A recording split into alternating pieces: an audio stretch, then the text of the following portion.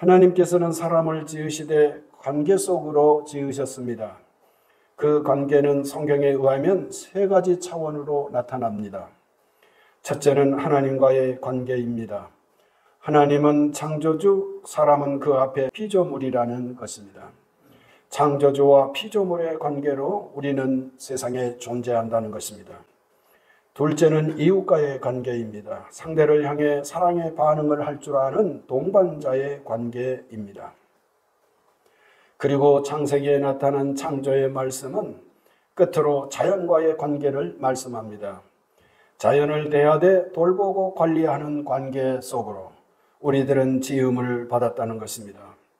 이 세 가지 관계는 인간에게 근원적인 관계라고 하는 것, 인간이 인간일 수 있는 모판과 같은 것이라는 뜻이 되겠습니다. 이 내용을 오늘 성경은 이렇게 정리하고 있습니다. 천지와 만물이 다 이루어지니라.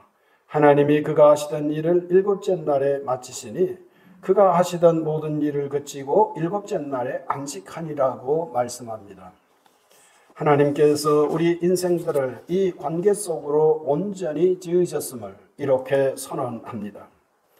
이제 사람들은 이 관계에서 행복하고 풍요로운 삶을 살 수 있게 된 것입니다.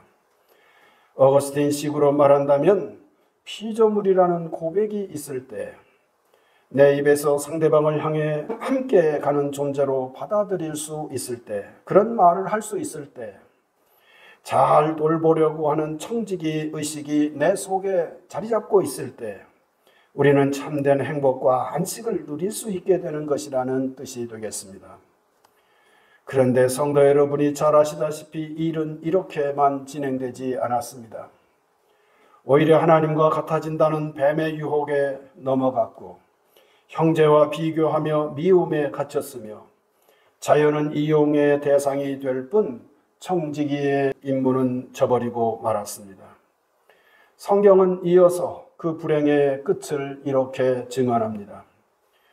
내가 흙으로 돌아갈 때까지 얼굴에 땀을 흘려야 먹을 것을 먹으리니 내가 그것에서 취함을 입었음이라. 너는 흙이니 흙으로 돌아갈 것이니라고 선언함으로써 하나님의 창조 질서가 어떻게 어그러졌는지를 여실히 보여주고 있습니다. 이렇게 세상의 현실은 처음 창조 때의 형편과는 너무나도 달라진 것입니다. 성도 여러분, 이런 안타까운 일이 교회에도 찾아왔습니다. 교우들은 세상을 보며 이웃을 보면서 열등감에 시달렸고 그런 일은 교회의 살림살이 경륜을 공궁으로 내몰았습니다. 사도께서 경륜이라는 낱말을 유독 에베소서에서 자주 말씀하시는 이유를 알 것 같습니다.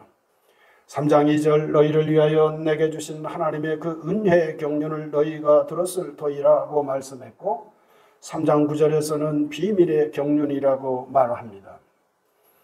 열등감은 고립감으로 이어지고 급기야 소망 없는 지경으로까지 내몰리게 됩니다.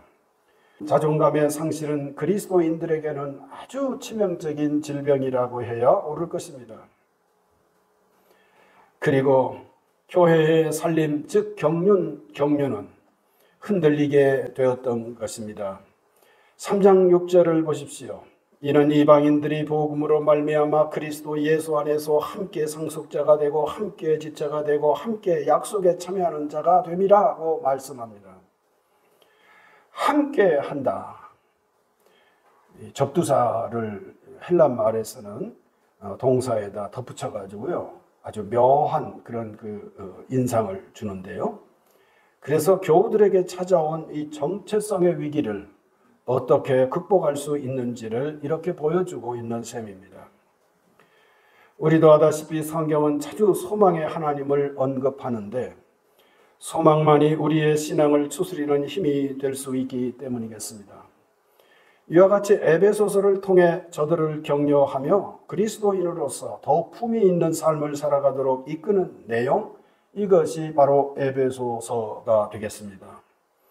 오늘 저희들이 끊어서 읽은 본문은 이 내용을 깊이 있게 다뤄주고 있는데요. 이것을 보고자 합니다. 첫째는 스케일입니다. 사도께서는 교우들에게 신앙의 규모를 보도록 이끌고 있습니다.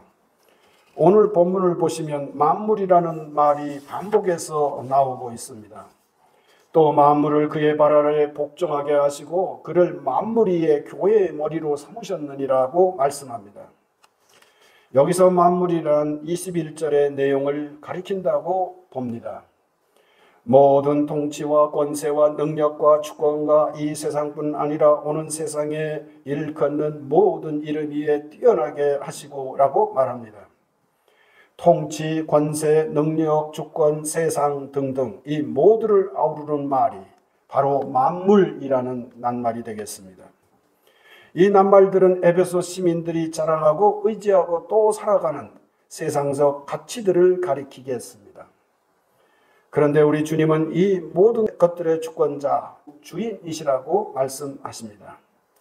우리 주님은 하늘에서 하나님의 오른편에 앉아 세상을 다스린다고 말씀하며 저 에베소 사람들이 자랑하는 세상의 모든 화려한 것들을 능가하며 그 모든 것들을 아우르며 통치하시는 주님이시라는 말씀입니다. 에베소가 자랑하는 것들은 물론이요, 그것들을 넘어서는 우주적인 것까지 품고 있는 이 만물이라는 표현을 통해 위축되기 쉬운 에베소 교우들을 격려하는 사도의 모습이 여기에 담겨 있습니다. 성도 여러분, 여기서 우리가 놓치지 말아야 할 것이 있음을 말씀드리고 싶습니다. 그것은 오늘 말씀, 즉 만물이라고 하는 말씀 속에 담겨져 있는 스케일뿐만이 아니라 시각의 변화를 보여준다는 점입니다.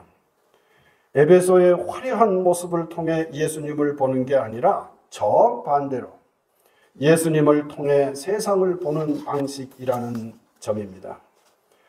사도께서는 예수님을 알아야 세상이 보인다는 것입니다. 세상을 보면 예수님이 보이는 게 아니라 예수님을 보아야 세상이 보인다는 것입니다. 에베소 교우들이 저 에베소 시민들처럼 화려하게 번성해지면 그때 예수님을 믿게 되는 것이 아니라 우리는 보통 그런 생각을 하기 쉽습니다. 내가 누군가처럼 흥황해지고 내가 누군가처럼 잘되고 내가 누군가처럼 복을 받으면 그때 신앙생활을 하리라 하기 쉽습니다. 그런데 사도께서는 정반대의 말씀을 증거하십니다. 예수님을 알아야 우리가 바라는 저 세상의 정체가 드러난다는 것입니다. 예수님을 만나고 예수님을 알고 예수님을 믿게 되었을 때 저 에베소의 찬란함에 가려진 세상의 실상이 보이게 된다는 것, 오늘 사도께서 증언하는 핵심이라고 하겠습니다. 우리는 그리스도 안에서 그 은혜의 풍성함을 따라 그의 피로 말미암아 속량 곧 죄사함을 받았느니라고 1장 7절에 말씀합니다. 그래서 4장 22절에 너희는 유혹의 욕심을 따라 썩어져가는 구습을 따르는 옛사람을 벗어버리고 라고 훈계할 수 있었습니다. 저 세상의 화려함이란, 저 에베소의 찬란한 물질 문명이란 사실은 썩어져가는 구습이라고 단정적으로 말씀하시고 옛사람을 벗어버리도록 권면합니다. 성도 여러분, 우리는 예수님으로 말미암아 빚어진, 그래서 알차고 빛나는 성도라는 것까지 깨달아야 한다는 말씀 기억하십시오. 그래서 2장 10절, 우리는 그가 만드신 바라 그리스도 예수 안에서 선한 일을 위하여 지으심을 받은 자니라고 쐐기 박듯 말씀을 증거합니다. 우리는 그가 만드신 바라, 우리말로는 이렇게 되어 있는데 외국의 다른 번역들을 보면, 그리고 우리말도 최근에는 새로 번역된 것들은 이것을 반영하기 시작했는데요. 우리는 그가 만드신 걸작품이다 라고 말합니다. 한없이 열등감에 젖어드는, 세상에나 2000년이 지났음에도 불구하고 튀르키예 에베소를 방문하는 분들의 입을 딱 벌어지게 만드는 저 놀라운 2000년 전의 에베소의 찬란한 물질 문명은 아마 지금도 우리를 이렇게 놀랍게 만듭니다마는 당대의 그리스도인들은 얼마나 위축되었을 것 같습니까?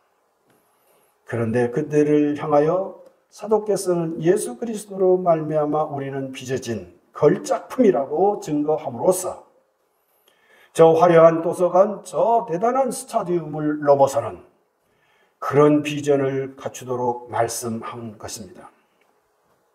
둘째, 충만함입니다. 바울 사도께서는 예수님을 증거하면서 만물 안에서 만물이라고 말합니다.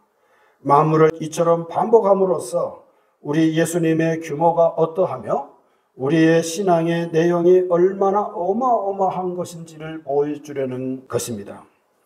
그리고 충만도 동시에 반복함으로써 만물처럼 그 결을 같이 하고 있습니다.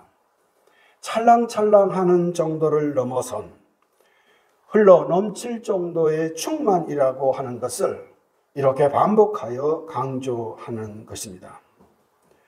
사실 여기서 충만함이란 물질적 충만을 의미하는 것이 아니라 은혜의 충만을 말하는 것입니다. 2장 4절, 긍휼이 풍성하신 하나님이 우리를 사랑하신 그 큰 사랑을 인하여 라고 말함으로써 우리에게 임하신 주님의 은혜가 그 긍휼이 얼마한 것인지를, 그 규모가 어떠한 것인지를 우리에게 일깨워주고 있습니다. 성도님들, 교회가 어떤 것인가 하면, 말하라고 한다면 은혜가 충만한 곳이라고 말해야 이 말씀을 따른다면 옳을 것입니다. 교회는 그리스도의 몸으로서 교회에 맡겨진 직무를 이처럼 풍성하게 감당하는 곳이라는 말씀입니다. 그래서 22절, 또 만물을 그의 발 아래 복종하게 하시고 그를 만물 위에 교회의 머리로 삼으셨느니라고 증거합니다. 여기서 역시 우리가 짚어야 할 문제가 하나 있습니다. 우리가 교회에 속한 이 풍성한 교회 공동체 속의 신앙생활을 감당함에 있어서 우리가 구분해야 할 말이 있다는 사실입니다. 그것은 인색과 전략입니다. 인색이라는 말과 전략이라는 말은 그 내용에 있어서는 별 차이가 없을 것 같습니다. 그러나 의미를 가만히 헤아려 보면 가까울 것 같은 낱말이지만 그 의미의 편차는 크다고 해야 옳겠습니다. 그리스도인은 전략할 줄은 알지라도 인색해서는 아니 된다는 것입니다. 그래서 성경은 곳곳에서 이를 경계합니다. 고린도후서 9장 7절, 각각 그 마음에 정한 대로 할 것이요 인색함으로나 억지로 하지 말지니 하나님은 즐겨내는 자를 사랑하시느니라고 권면했고, 신명기 15장 10절, 너는 반드시 그에게 줄 것이요 줄 때는 아끼는 마음을 품지 말 것이니라. 이로 말미암아 내 하나님 여호와께서 내가 하는 모든 일과 내 손이 닿는 모든 일에 내게 복을 주시리라고 언약하십니다. 그리스도인의 손길이 인색이라고 하는 포장을 혹은 그런 기미를 느끼게 된다면 그것은 나에게 무척 손해되는 일이라는 것입니다. 왜 이런 말이 가능할까요? 교회는 충만한 곳이기 때문이라는 뜻입니다. 주님의 은혜는 바로 이와 같기 때문이라는 말씀입니다. 성도님들, 그렇다고 해서 교회 생활에서 전략이 없다면 그것도 곤란합니다. 후기 자본주의 시대에 사는 우리에게는 더욱 그럴 것입니다. 저 에베소의 번영은 지금도 한낱 유적으로만 남아서 지나친 낭비와 흥청망청의 결과가 어떠한지를 여실히 보여줍니다. 물론 생각이 있는 분들은 에베소의 멸망이 에베소 시민들의 흥청망청 때문이라고만 생각할 수 없음을 또 생각들 합니다. 거기에는 환경의 변화, 기후위기가 작용하기도 했고 혹은 지진의 극심한 그런 결과이기도 하다는 것은 사실일 것입니다. 그렇지만 우리는 에베소의 그 폐허 앞에서 2000년 전에 저 폐허를 넘어서서 얼마나 화려했을 것인지를 능히 짐작하는 방문객들은 에베소의 멸망이 지진의 결과물이다. 에베소의 멸망은 저 기후 위기의 결과물이다만 생각할 수 없다는 점입니다. 에베소 시민들의 극심한 그 방탕에 가까운 그런 낭비가 저들의 결과에 이르게 되었다는 것을 생각하는 것, 그것은 마땅한 것이라고 믿습니다. 성도님들, 이런 실상은 오로지 예수님 앞에서만 제대로 볼 수 있음을 기억하시기 바랍니다. 셋째 수동태입니다. 충만은 스스로 가득해지는 것이 아니라 충만해지는 것이라는, 즉 수동태의 의미를 그 단어 속에 담고 있다는 것입니다. 에베소 교회는 그 자체로 보면 참으로 미미한 존재입니다. 따라서 그들 자신에 의해서 충만해지는 것이 아니라 우리를 만드신 분 주 예수 그리스도로 말미암아 되는 일이라는 뜻이 이 단어 속에 담겨 있습니다. 그래서 주석가들의 도움을 받을 때 이 충만이라는 낱말은 능동적 의미로도 쓰여질 수 있고 수동적 의미로도 쓰여질 수 있지만 성경에서는 거의 대부분 충만해지는 것이라는 의미로만 쓰여진다는 것을 그들의 연구로 우리가 도움을 받을 수 있습니다. 에베소서는 새 사람을 입으라 하고 성령 충만을 입으라고 권면합니다. 4장 23절 24절 오직 너희의 심령이 새롭게 되어 하나님을 따라 의와 진리의 거룩함으로 지으심을 받은 새 사람을 입으라 라고 말하고 5장 18절 술 취하지 말라 이는 방탕한 것이니 오직 성령으로 충만함을 받으라고 권면합니다. 예수님을 그리고 성령님을 먼저 말씀하시는 뜻을 우리가 헤아려야 할 것입니다. 예수님으로 말미암아 성령님으로 말미암아 우리는 충만함을 입고 새로운 삶을 살아가게 되는 능력을 덧입게 된다는 말입니다. 내 노력으로 내 수련으로 내 속에 잠재되어 있는 것을 개발함으로 그렇게 내가 새 사람을 입게 되거나 성령 충만함을 입게 되는 것이 아니라는 말씀입니다. 그야말로 교회는 예수님으로 말미암아 만들어진 예수님으로 말미암아 빚어진 그리스도의 몸이라는 뜻입니다. 이 내용을 이제 기억하면서 우리 주현절을 마감하기를 원합니다. 예수님은 그야말로 주현절의 빛으로 사셨습니다. 그리고 교회의 몸으로 사시고 그 교회의 머리가 되셨습니다. 그렇기에 교회는 권세를 지닌 존재일 수 있게 되었으며 넉넉한 살림, 경륜을 감당할 수 있는 그런 은혜를 입게 된 것입니다. 성도 여러분, 우리가 경험하듯 세상은 각박하고 냉정한 것 같습니다. 그러나 교회의 자리는 만물 안에서 만물을 충만하게 하시는 이의 충만인 그런 현장이라고 할 수 있습니다. 우리는 그 교회에 속하여 그리스도의 몸을 이루고 있습니다. 성도 여러분, 이제 주연절을 마감하면서 우리는 이 내용을 기억하며 새로운 계절, 새로운 절기로 넘어갑시다.